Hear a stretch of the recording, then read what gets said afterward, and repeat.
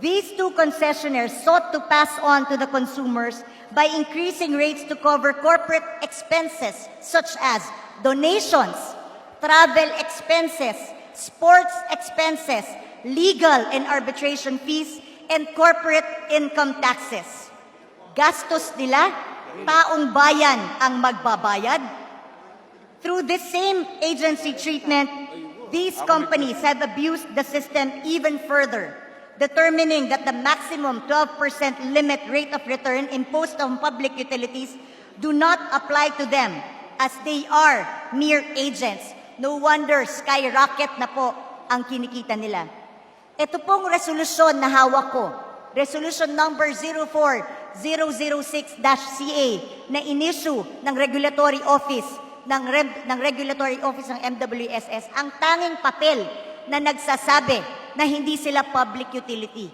Sinasabi nila sila ay mere agents. Kagagawan lang po ito ng isang technical working group na sila-sila rin ang komposisyon nito. Kaya kayang-kaya po nating i-insist at i-demand na sila ay public utility company. This alone is a preposterous disservice to the country. However, as they often say on TV shopping shows, but wait, there's more. The government has bent over backwards in favor of these companies.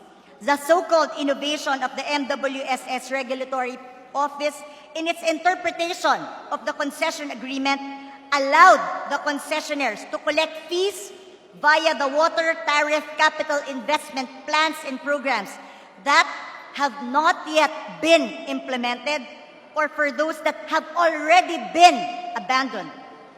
They were allowed to bill consumers for $100 million and the Angat water reliability for 5.4 billion pesos and the earthquake contingency project for 4.130 billion pesos. For these 6 projects alone, a total yet to be fully implemented. To name only a few, the Wawa Dam, which is a 732 million project, the Laguna Lake project, which is a 100 million project, the Laiban Dam Project, which is a 56.262 billion pesos have been billed in advance from the Filipino people. I ask, where are these projects today? Why is it that the benefits from these haven't been felt by the Filipino people? How is it that this year alone, our own people suffered from massive systematic water shortage that disrupted the national capital region? Let's recap, shall we? These companies charge to the consumers various business expenses and have the people prepay for projects, some of which are already abandoned or yet to be fully implemented. And they want the government to pay 10 billion pesos through their arbitration? Have they performed their duties and responsibilities from the concession agreements they consider sacred?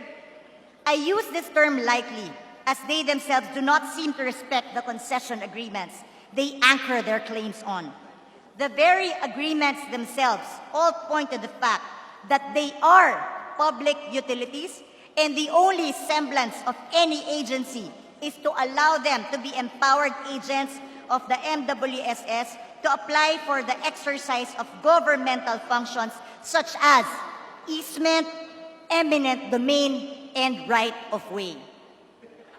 Existing law, jurisprudence, and overall basic common sense all point to the conclusion that water distribution and provision of sewerage services to the general public granted by the concession from MWSS as the original public utility from its legislative charter. So the MWSS is a public utility, and it enters into a concession agreement to the two companies. And all of a sudden, they aren't public utilities themselves. But let's focus on the other issues from now. After all, they want government to uphold their concession agreements.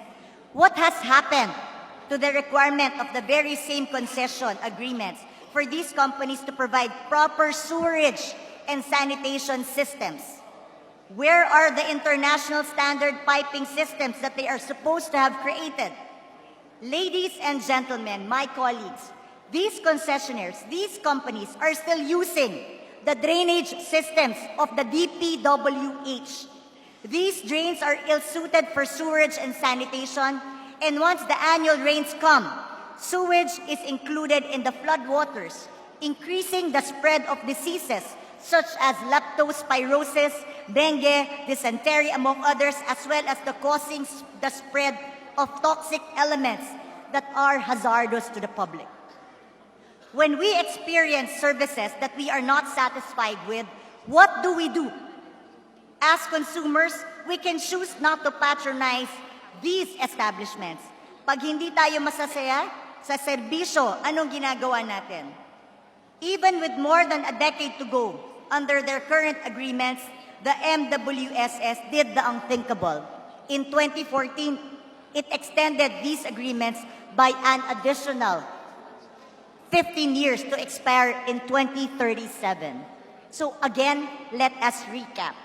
We pay for their corporate income taxes and other business expenses, advance for projects that are non-existent or abandoned, look the other way when they fail to provide sewerage and sanitation systems, and extend their contracts even though the expiry is so far away. Are we going to stand by and allow this massive duping of the Filipino people? Beware the fury of a patient man, as John Dryden says. In this case, beware that of a patient woman. These onerous contracts have been the subject of my own research and numerous calls for investigation close to a decade ago. I am truly thankful that today, President Duterte himself has seen this issue and has not only pledged to act accordingly, but will hold these companies accountable. Thank you very much, Mr. President, for acknowledging that these widespread actions can no longer be tolerated.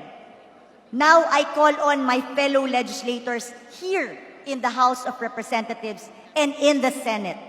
Let us expose these actions for what they are: a widespread swindling of the Filipino people and its government. Let us all unite and act for the benefit of our people, our constituents, who elected us to serve. Allow me to leave you with these words of Anatole France: justice is the means by which established injustices are sanctioned. I repeat, justice is the means by which established injustices are sanctioned. Let us all act to correct these injustices of the past once and for all. Thank you for giving me this opportunity. That first opportunity was on September 2011, and I here stand years later asking the same thing. Let us all act, and this is my call to action to my colleagues. Marami pong salamat, and may God continue to bless the Philippines and the Filipino people. Thank you, Mr. Speaker.